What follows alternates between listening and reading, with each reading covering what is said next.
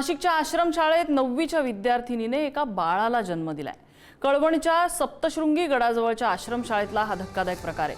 विद्यार्थिनीशी संबंध ठेवणारा अल्पवयीन आरोपी मुलीचाच नातेवाईक असल्याची माहिती मिळते। या प्रकरणी गुन्हा दाखल झालेला आहे। अल्पवयीन आरोपीला बाल सुधारगृहात पाठवण्यात आले। आश्रमशाळेच्या देखरेखीवरती या सगळ्यामुळे गंभीर प्रश्नचिन्ह उपस्थित झाले।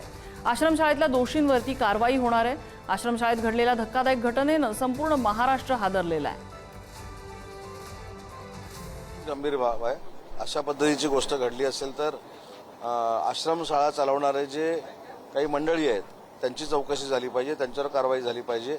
हे कृत्य कोणी लपवून ठेवलं दबावानं त्याच्यावर देखील कारवाई झाली पाहिजे आणि नुसती कारवाई नाही झाली पाहिजे।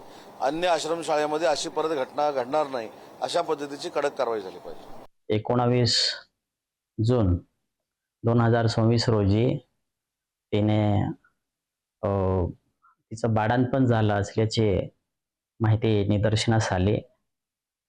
सदर विद्यार्थिनी शासकीय आश्रमशाळेत निवासी विद्यार्थिनी म्हणून शिकत होती आणि ती उन्हाळी सुट्टीत गावी गेली होती। गावी राहत्या गावी हे झालेलं आहे, तिचं बाळंतपण झालेलं आहे। पोलीस स्टेशनमध्ये गुन्हा नोंदविण्यात आलेला आहे आणि संबंधित जे आहेत त्यांच्यावर पोस्को खाली कारवाई करून त्यांना बाल सुधारगृहात पाठविण्यात आल्याबाबतची माहिती आम्हाला मिळालेली आहे।